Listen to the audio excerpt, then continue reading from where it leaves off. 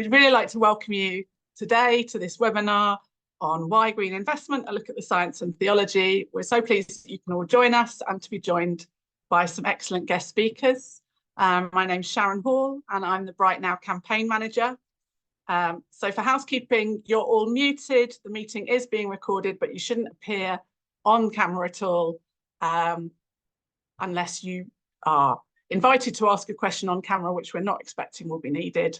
But feel free to switch your video off and anonymise your screen name if that's helpful for your privacy.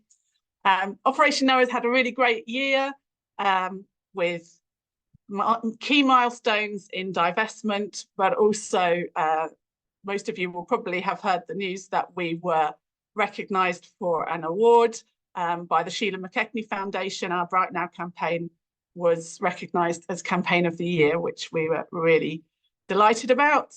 And now our 20th anniversary year, we've launched a Green Investment Declaration, which you will hear more about later. So in this webinar, our guest speakers are going to be focusing on why green investment is so important from both science and theological perspectives.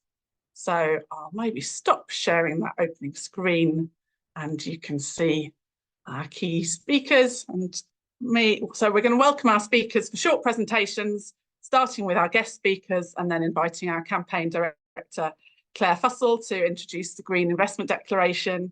We'll save all the Q&A until the end, but if you do have questions at any point, please do put these in the chat and if possible, direct them to specific speakers that you'd like to answer your questions.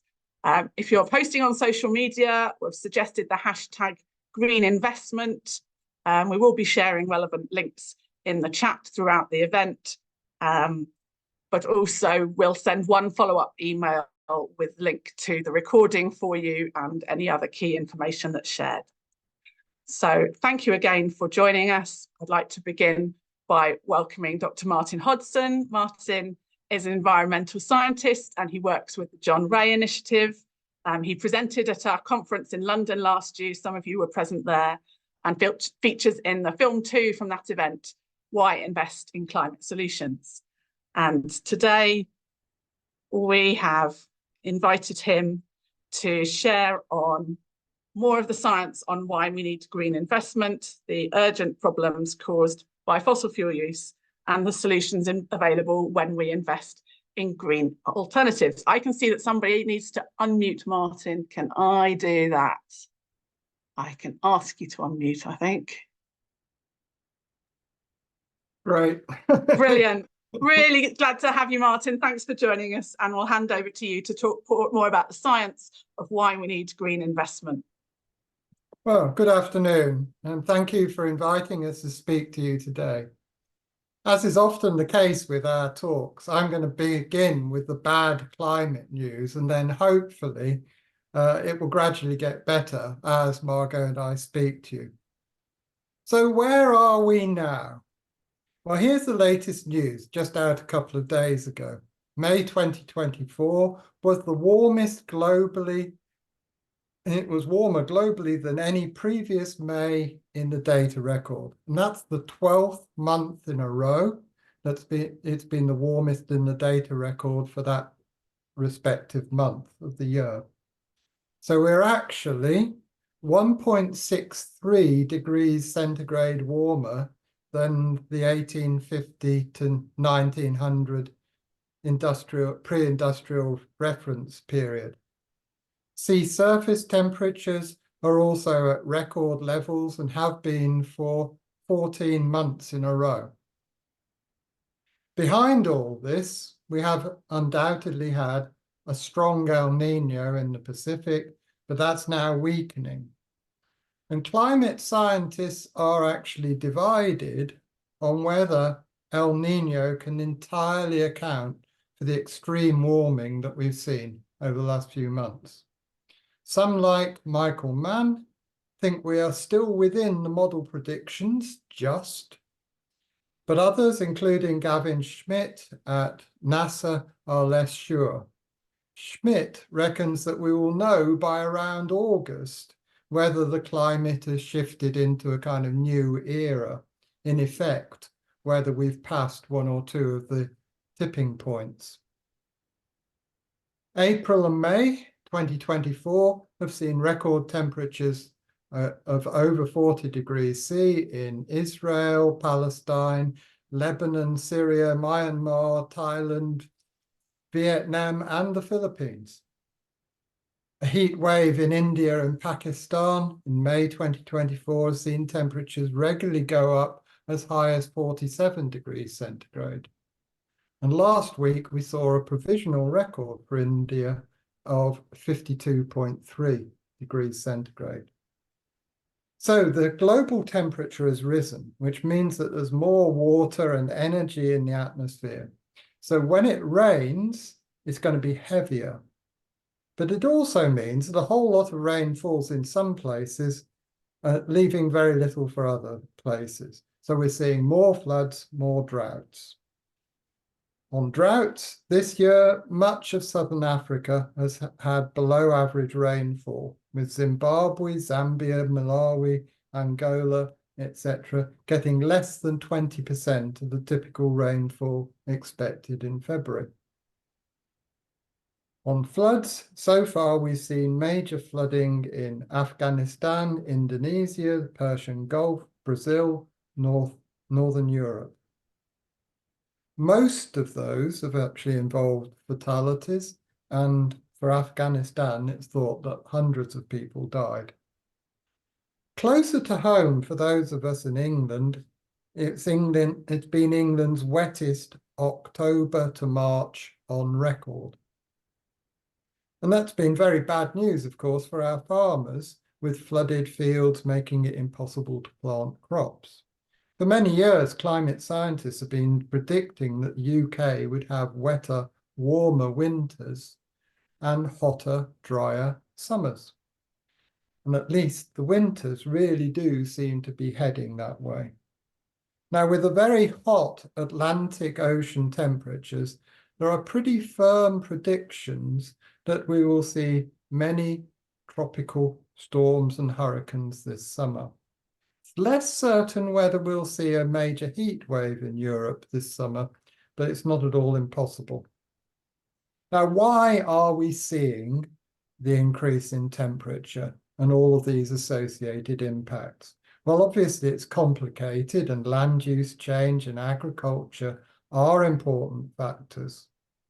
But everyone here, I think, knows the major problem, and that is the burning of fossil fuels. In recent years, there's been something of a leveling off of carbon dioxide global emissions, with, of course, a major drop in the pandemic year of 2020. But leveling off is nowhere near enough. And it still means that carbon dioxide concentration in the atmosphere is rising by about 2 to 3 parts per million every year. So we've risen from a pre-industrial concentration of about 280 parts per million to something like 427 parts per million in April this year. That's a massive increase and drives much of the warming that we've been seeing recently. What does the future hold? Well, at the moment, we are actually exceeding the 1.5 degrees C above the pre-industrial temperature target that was set by the Paris Agreement back in 2015. And that's largely due to the El Nino that we've been experiencing. But the target itself will only be breached if we stay above 1.5 for several years. At the moment, we're averaging around about 1.2 above. But unfortunately, it does look like we're going to pass 1.5, the 1.5 target permanently fairly soon. And most scientists, I think, now reckon that there will be at least a temporary overshoot of 1.5. In truth, there are now many, many scientists who are quite depressed about the trends they're seeing, with 3 degrees C or 4 degrees C by the end of the century now quite often being talked about. So we're likely to see more heat waves, droughts, floods, storms. Add to that sea level rise, major loss of biodiversity, increased mobility of diseases, increased likelihood of wars, a host of other effects, and you get the picture. And it's not a pretty picture. But who's going to be impacted most? Well, it's definitely going to be the poor of the world, whether they are in the US, in the UK, or in sub-Saharan Africa. Nobody will be totally safe from climate impacts. But those of us in the UK will be among the better off, at least initially. What about financial impacts? Even if we're only considering the financial impacts of climate change, we need to take action, as the mounting disasters are proving very expensive. 2023, there were 28 weather and climate disasters in the United States, which cost at least $92.9 billion US dollars. And in October 2023, the World Economic Forum reported that climate change is costing the world $16 million per hour. 16 million an hour. Way back in 2015, Margot and I were asked by Operation Noah to consider the question, is it ethical for the church to invest in fossil fuels, as part of a series of reflections on the topic. And you can find it actually on the Operation Noah website, and the link's just been put in for you. Thank you very much, Bakani. In that article, we looked at a whole range of ethical responses, including one that's sometimes called money-centric ethics. And then later in 2018, I wrote a blog for the John Ray Initiative that I was working for at the time, just focused on that one ethic. And this was my conclusion. Even if we totally disregard the impacts on poor people and the environment, investing in fossil fuels is looking increasingly dicey. So a wise money-centric investor might now see the way the wind is blowing and get out before the bubble bursts. I am totally sure that Christian institutions like the Church of England do not take their investment decisions entirely on money-centric ethics. But even if they did, right, onto the solutions. The solutions. Right. 2023, International Energy Agency reported that, I quote, global annual renewable capacity additions increased by almost 50% to nearly 510 gigawatts in 2023, the fastest growth rate in the past 2 decades. And this is the 22nd year in a row that renewable capacity additions set a new record. We're even seeing growth in renewable energy in places that not be expected, like Texas. Financial Times last week. Remarkable thing is happening in March this year. For the first time, the fossil fuel-rich state of Texas generated more electricity from solar power than from coal. Quite amazing what's going on there. So a lot of the technology is available to transform our global energy system. But as you know, and I think everybody here knows, there are powerful lobbies that are opposing this transformation, and they have a lot of influence on governments. So to conclude, why do we need green investment? Number one, the science is 100% clear that we are in very serious trouble already, and that the things will get a lot worse if we're not very careful. Second, I think it's just self-preservation. If we don't do something, we and our descendants are going to be in very, very serious trouble. Third, financially, it will be a lot cheaper to invest in green energy than to pay for all the damage that climate change will cause. Fourth, you may have heard, legally, there are mounting legal challenges to the fossil fuel industry, and these are only likely to increase. Fifth, morally and ethically, we can see that it is the poor who suffer the most from climate change. Theologically, that will be coming from Margot. I will end by quoting climate scientist Michael Mann. The best available science tells us that we can avoid catastrophic warming. I've boiled it down to something even simpler in my messaging these days, which is the pairing of urgency and agency. We need urgency and agency to solve the climate crisis.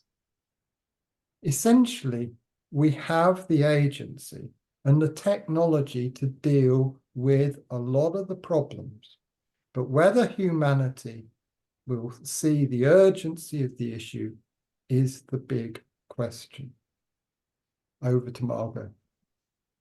Great. Thank you, Martin, for bringing us up to speed on the latest science of why this is so urgent, but also the hopeful side of solutions that are available. So yeah, now we're going to welcome Margot Hodson, who's Director of Theology and Education at the John Ray Initiative and a priest in the Church of England. Margot presented part of our webinar on renewing church land with the Hazelnut community last year.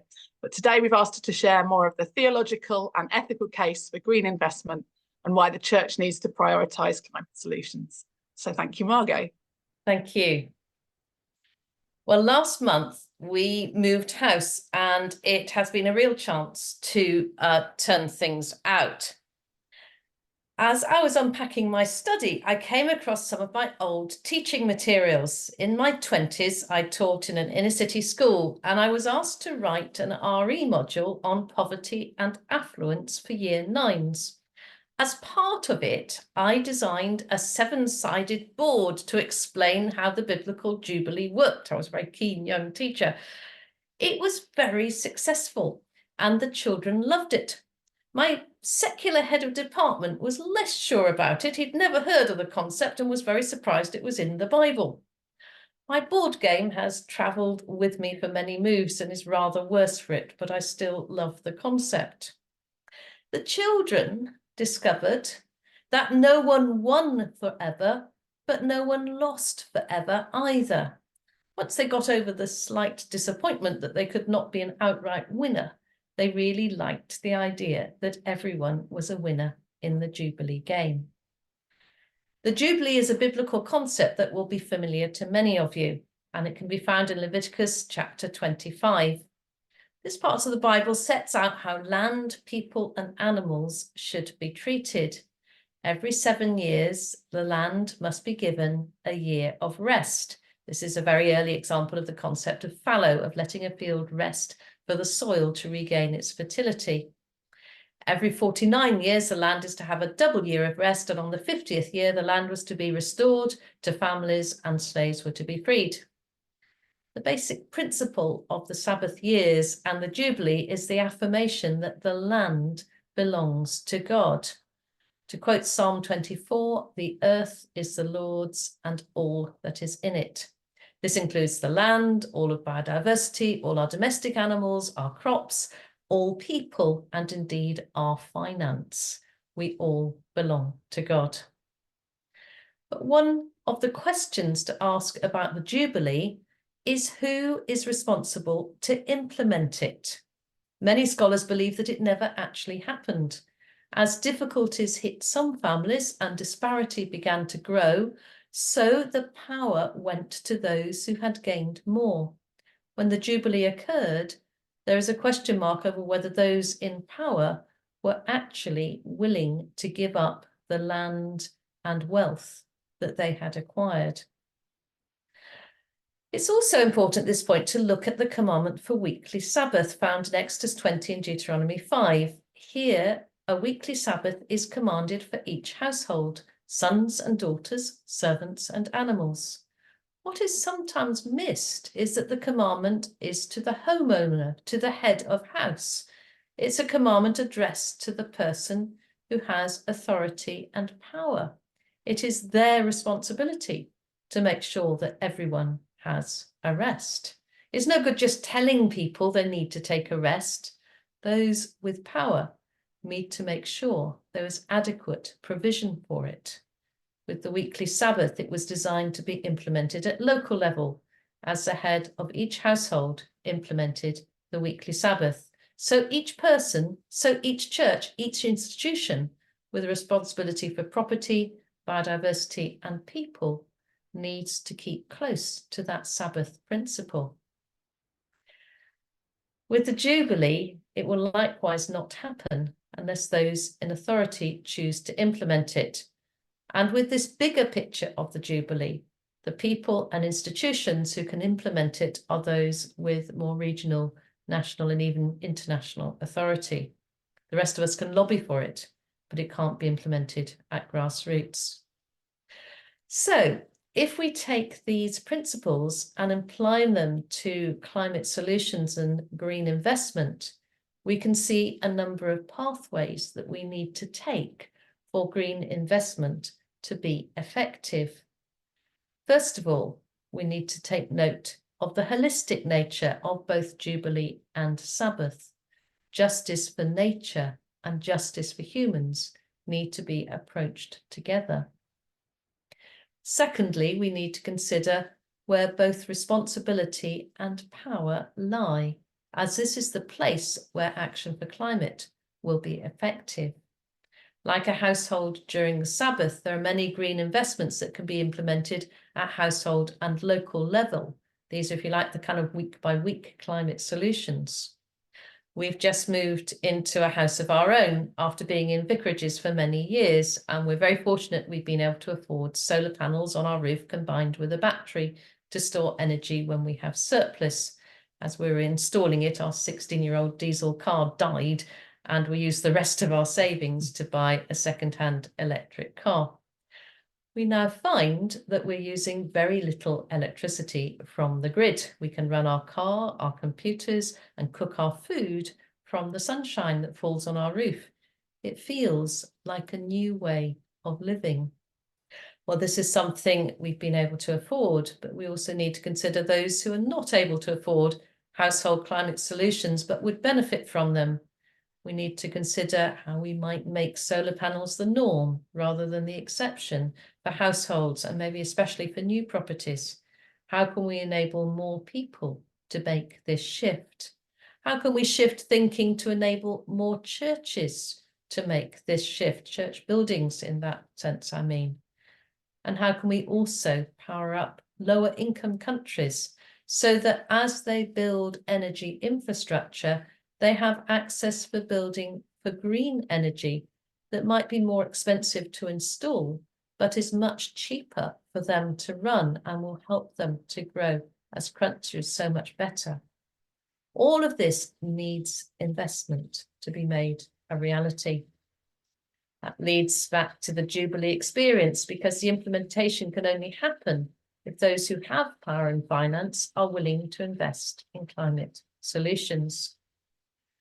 Though many individual churches may not have large reserves, churches and other faith organisations collectively have massive financial powers, and they, indeed we, can choose the basis on which we invest those funds. What is clear theologically is that that choice is as much an expression of faith as prayers, sermons, and actions. Just as it was the responsibility of those who had gained during the years between the Jubilees to redistribute the wealth, so it is the responsibility of Christian churches and institutions who have finance to invest it in ways that are beneficial to people and planet.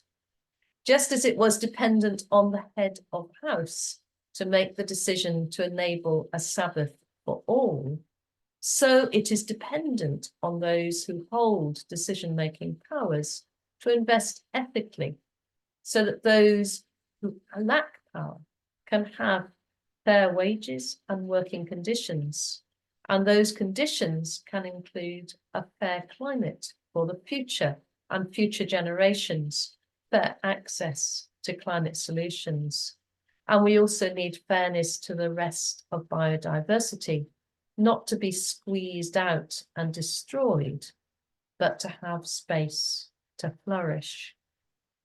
Therefore, at a time when we are facing certain environmental catastrophe, if we do not switch to a green economy very fast indeed, green investment is a powerfully biblical response. It is a prophetic response because it models a choice that others can make.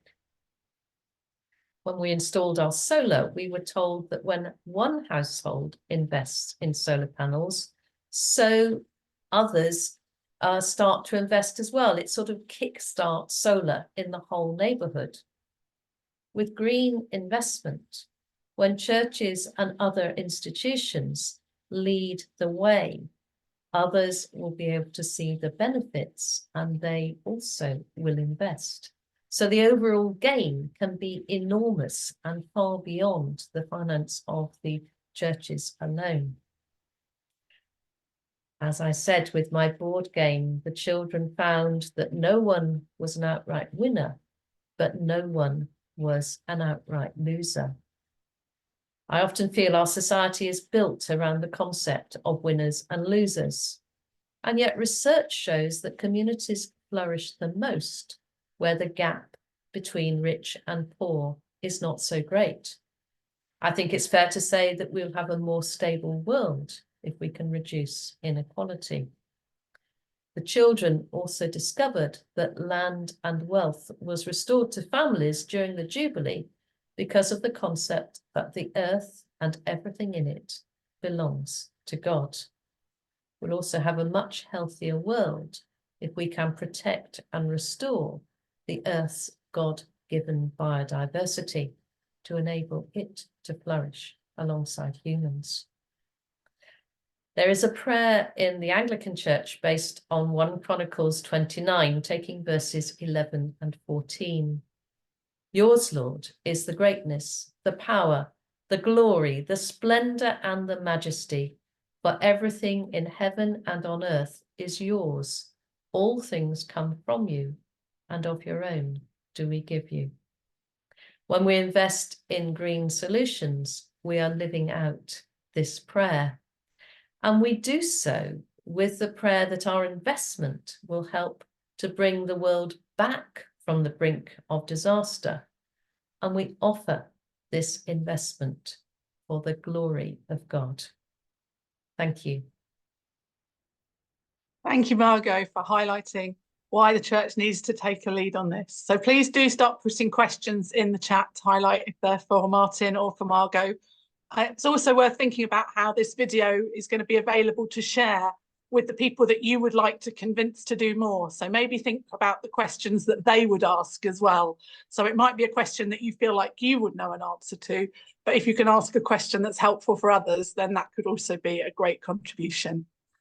But next, I'd like to introduce our Bright Now campaign director, Clare Fussell, and Rosie Venner, the Money Makes Change programme manager from Just Money Movement. And they're going to tell us about the new joint initiative recently launched by Operation Noah and Just Money Movement, which is known as the Green Investment Declaration. So I welcome Clare and Rosie to join us. Thank you so much, Sharon. And thank you, Martin and Margot, for such compelling presentations and so concisely done and so much to take away with us of wisdom and challenge. So yeah, really appreciate what you've shared with us today. I think you've been really getting to the heart of the why we need to invest more in climate solutions and why we need to do that now. It's clear that we do need urgent action to scale up investments in climate solutions. We need more money flowing towards sectors and projects and technology that will help tackle the climate crisis and give us a greener economy and more hope for the future.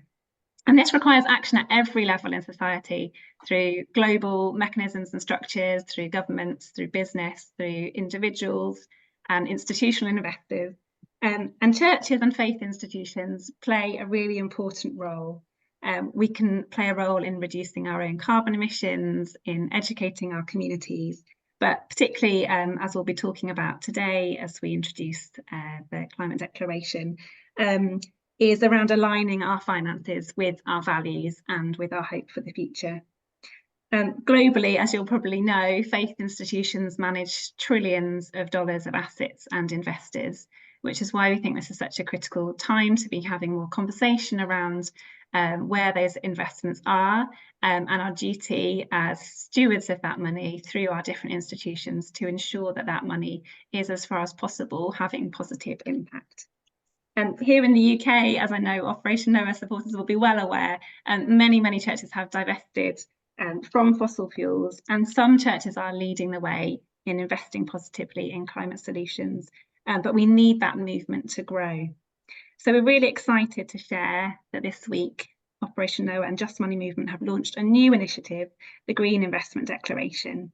And I just wanted to very briefly to just say why at Just Money Movement this is something that we're really keen to be involved in and to partner with Operation Noah on.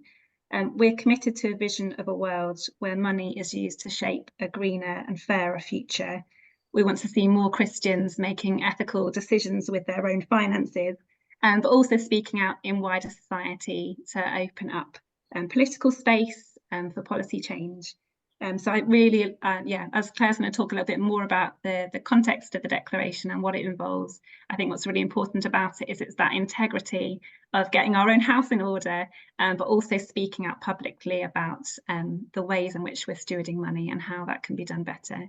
So I'm going to hand over to Claire to talk a bit more about the declaration itself and how you can find out more about it. Yeah, thank you, Rosie. And thank you to Martin and Margot as well for your words and lots of food for thought there. I loved your wrap up, Martin, about having agency and urgency together. And I think that we have the agency in the climate solutions that are available to tackle the climate crisis, but the urgency is about moving our resources collectively as a society into funding those and scaling them up to a level at which we can leave fossil fuels in the ground and see a greener future. And the church has a real role to play in that. As Rosie was saying, globally, I think the church manages $2.5 trillion, or pounds, I think, more dollars than pounds, in managed assets. And if we were to even move a fraction of those over into green investment, then that would play a huge role. We did some research last year that showed that if the world were to redirect $570 billion from fossil fuels to renewables, this could fully fund wind and solar in line with keeping our global temperature rise to below 1.5 degrees, the goal of the Paris Agreement. So that's the direction that we need to be going in. And as Margot, you were saying, it's a prophetic response. Green investment is a prophetic response to the climate crisis because it allows churches and faith institutions to model what others can do. I'll just share my screen and we can have a look at the new declaration website so you can see what it is that we're talking about. And I think that the link will be shared in the chat as well. This is open to all churches and faith institutions globally. Anybody can sign up and commit to taking action and investing in green solutions. If you go to this URL and share this website with your colleagues and networks, there's an opportunity to sign up to this declaration text saying that you believe as faith organisations that you have the moral obligation to be advocates for climate, nature and humanity, which are all impacted by the climate crisis. And the declaration acknowledges the role that that investment can make in investing in a green future, but also the role that organisations can play in speaking out about that and being public and using our moral voice and our ethical voice as faith institutions to try and really shift the general debate and activity in the wider investment world around this issue. There are 3 levels of this declaration that you can kind of come in at different levels. We call it the acorn, sapling and oak tree level, because the motif is an oak tree, thinking about forestry as one of the climate solutions, but also green growth. And at the acorn level, signatories are just committing to investing in climate solutions within the next 2 to 3 years, recognising that it can take some time for financial vehicles to move, but also ensuring that investment policies of each organisation reflects their values and their intention to invest further in the future. For those organisations that you might already be along this path and have already started your investment journey in green solutions, there's a sapling level, and for this, organisations have already made their first investments and communicated them widely and have plans to do more. And then to get to oak tree level, so we're seeing this as being a real journey that we can support organisations through. Signatories will have already invested at least 5% of their assets in climate solutions, or have a commitment to increase that within 5 years and demonstrate that they have an organisational plan for doing so. So those are the 3 sort of guided levels through this initiative. And depending on where you are as a church or a religious order or a faith institution of another sort, you might already know where you sit in that. But we'd love you to take this away, have conversations about it, and put this in front of your treasurer or your financial manager and ask the question, where are we as an organisation? Where do we sit on these 3 levels, and where might we have ambition to move towards? Because we all have a role to play in building the future that we want to see. So I'll hand over to Rosie again, who I think is going to talk. Before I do, actually, I'll just scroll down to the bottom here and let you know that there's a form on the website where you can express your interest. And we will be back in touch with you and can provide all sorts of support and information to help you to take these next steps. So that might be a template letter for your treasurer or financial manager to explain the initiative and encourage them to sign up. Or it could just be a conversation, coming and speaking with your team. And at the bottom, you'll find there's more information to take away and read through. There's some FAQs about how the initiative works. There's a church investors guide, so that has 6 steps in it to help you to approach your investment committee or your fund manager or your treasurer.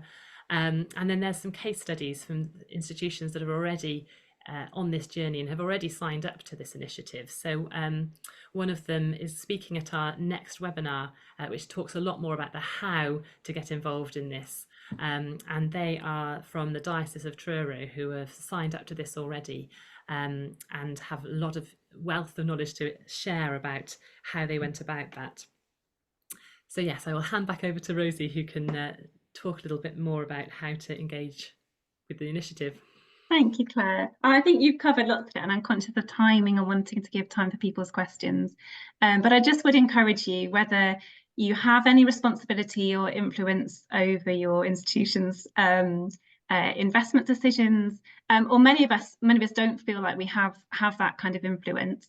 But what we do have is a voice within, if we're a member of a church, we're a member of a congregation, a denomination, we can share these materials, we can do a little bit of research to find out who those people might be that we need to communicate with. We can pray for those who are making decisions, we can attempt to persuade and convince and inspire those, and use the resources on the declaration page, use the FAQs, read through the Church Investors Guide, look at the case studies. The case studies are really inspiring about churches and organisations that are already doing this. And I think that's really compelling to share where that positive action is already happening. And I think if there are resources that would help you make the case for this within your institution, then we would love to hear that, because this is going to be a journey that we go on together, and there might be things that we can produce and share that would help you have those conversations and answer any questions that come up. So I don't know if I'm handing back now to Claire, possibly, or Thank you, Rosie. and then we'll move on to questions. Yes, I think all there is left to say is to encourage you to come along on the 20th of June at 1 o'clock for our next webinar in this two-part series, to learn more about this and to have a conversation about how your church or faith institution might get involved in this. There's going to be a suite of theologically based educational materials as well, with sermon notes and small group studies and various different tools to help you engage at church level. And to think about how you kind of push that up through your church structure to your circuits or districts or dioceses or national church institutions, to really encourage them to engage with this.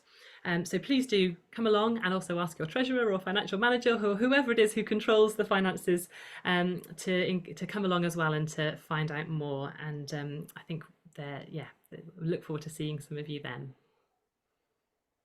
So we're grateful that Claire and Rosie are both going to be part of our Q&A now. Thank you to them for sharing more about the Green Investment Declaration and how churches and Christian organisations can get involved. But as Claire just highlighted, there's another whole webinar to look at more of that how as well. But in terms of moving on to the question and answer section, we'll welcome back all of our speakers. Thank you to them all for what they've shared already. So there's still time to put questions into the chat. But perhaps we'll start with a fairly general question from Mary about why the church is still procrastinating about these issues, and perhaps what might be helpful or has been helpful in our speakers' experience of moving people along on this journey to recognising why it is so important to be investing in green solutions. So maybe if Margot and Martin would like to start picking up that question, we need to unmute you again.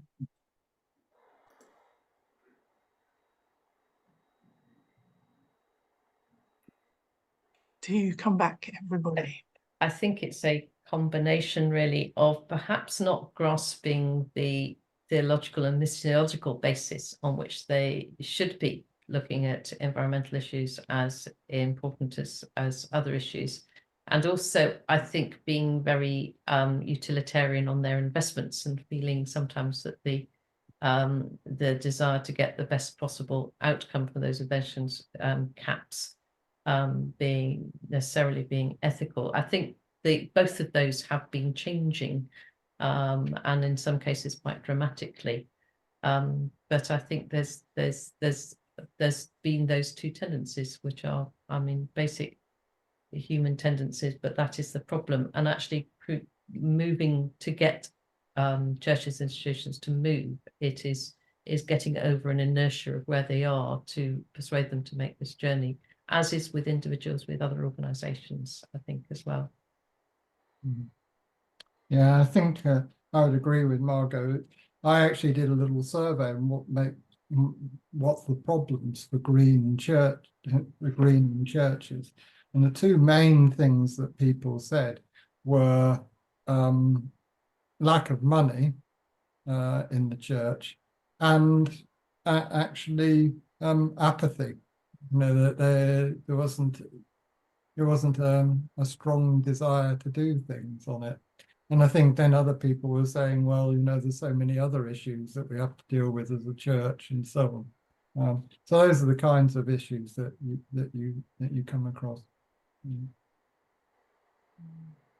Perhaps we can move on to a related question, which Cameron's asked from a sort of communications perspective, particularly what you found effective in communicating this urgency and agency of the climate crisis to churches, individual Christians and wider society.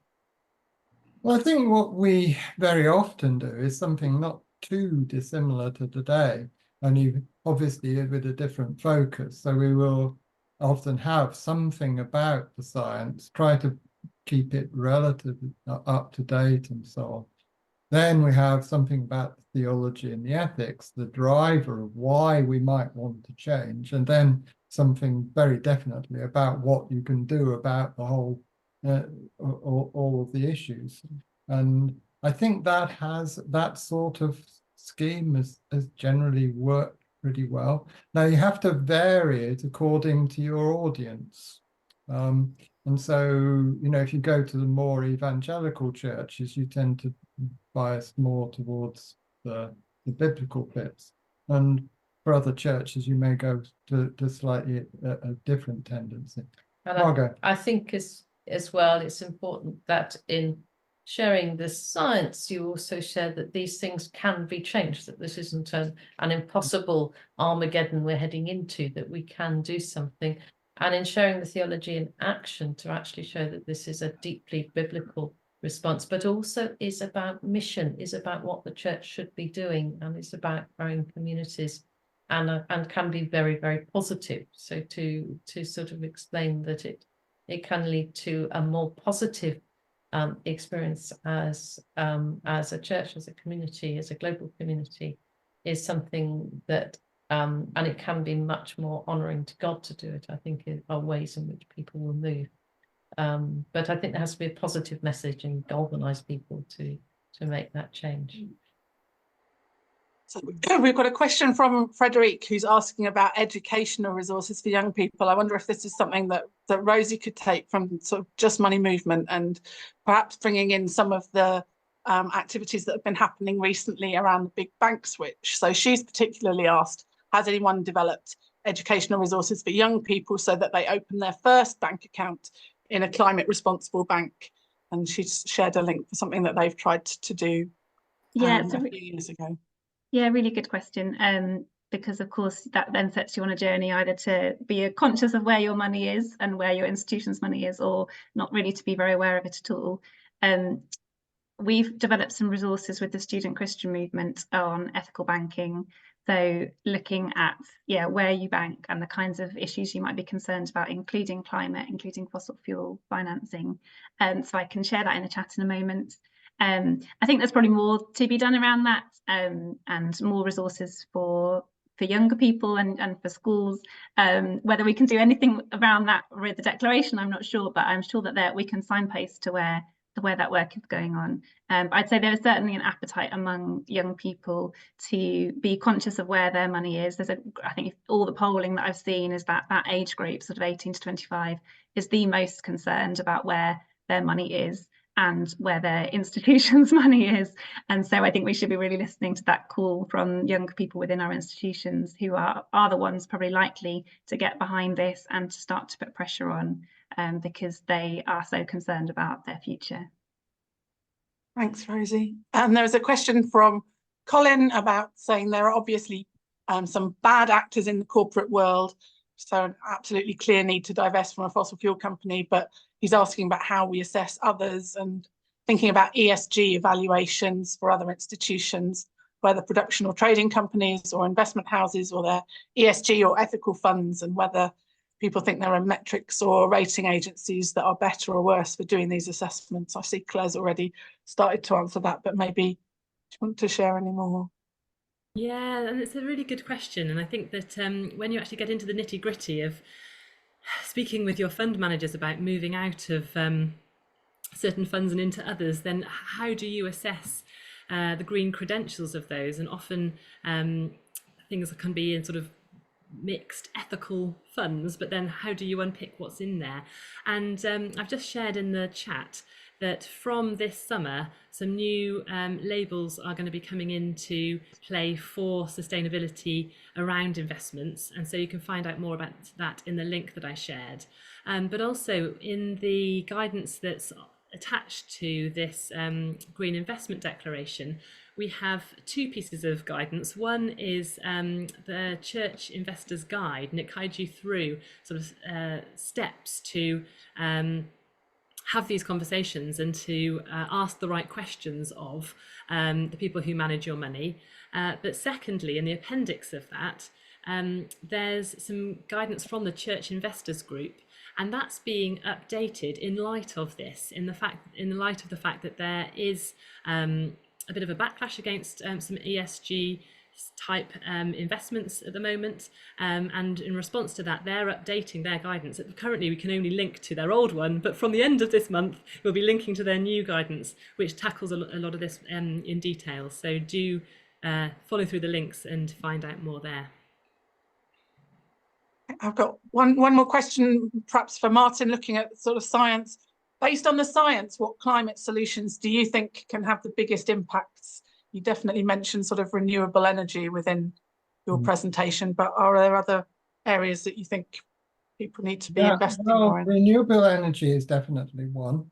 The other one, which I've got a kind of vested interest at the moment in, is nature-based solutions. And in fact, I brought out a paper last month in International Science Journal looking at a potential way of sequestering carbon in the soil.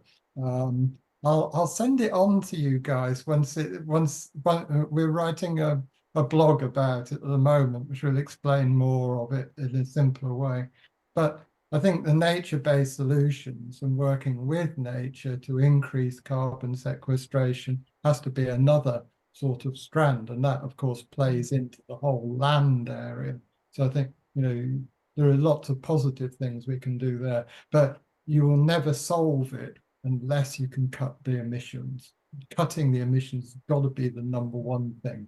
You can help with these kind of nature-based solutions and things, but you'll never solve it by doing that. You have to do cutting emissions, and then the big one.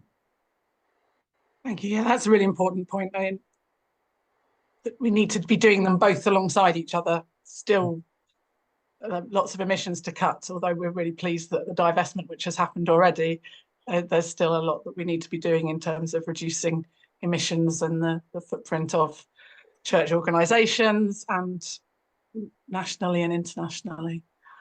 I think there's still a chance to ask questions, but we're running out of time, and there's some really helpful links that people have put in the chat, so do check out more about the big bank switch there from Rosie, some other resources about ethical banking, suggestions different people are making.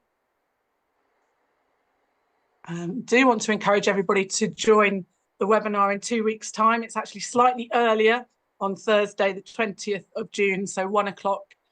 So I think we could probably share a link to sign up with that. But actually, if you've signed up for this webinar, you should have already had the link that you need. So it's revisiting that same link if you haven't already signed up for the webinar, which is looking at how to join the movement around the Green Investment Declaration. Thank you, Carney, for sharing that.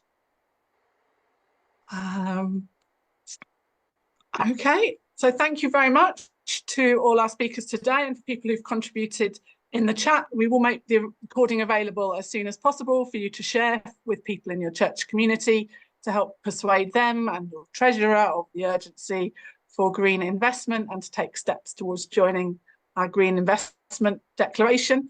I also want to commend to you the whole suite of films from our Church Investment in Climate Solutions conference. I mentioned that Martin was in film 2, but there's actually 5 films that are all available freely on YouTube, and hopefully we can, that link is also in the chat there for you. So as a playlist, all the material from that conference is now freely available to share as well. I mentioned the second webinar, which is going to be in 2 weeks' time. We're glad that so many of you have already signed up for that. You can still do that. And then finally, I'd like to highlight a couple of ways to join in our celebrations of the 20th anniversary of Operation Noah, which I mentioned earlier. There will be a service in London on Monday, the 16th of Monday, the 18th of November, where Rowan Williams will be speaking. So November is the time of COP29, so this will be during the season. So if people are attending in London, a big march that will be happening on that sort of middle Saturday of COP29, they could stay perhaps an extra day for the Monday and join us in London for our celebration of our 20th anniversary. So please save the date, Monday the 18th of November around 6 o'clock in the evening it will be. And we're also going to be inviting our supporters to plant a tree for Operation Noah later in this year. So keep an eye on our new website. I hope some of you have already seen our shiny new website where there will be more information and tips about how to plant your tree. If you're in the UK area, this is not the time to be planting a tree, but later on in the year, once we get to sort of October time again, it will be a good time to be planting a tree. So we're asking you to put the planning steps in place to plant a tree for us. So thank you very much to all our team behind the scenes and to our excellent speakers. So thank you to Margot and Martin Hodson. Thank you to Rosie Venner. Thank you to Clare Fussell. Thank you to everybody who's joined us and who will share this with other people and get in touch and ask more about how they can encourage their church organisation to move on this green investment journey. So thank you, everybody, and goodbye.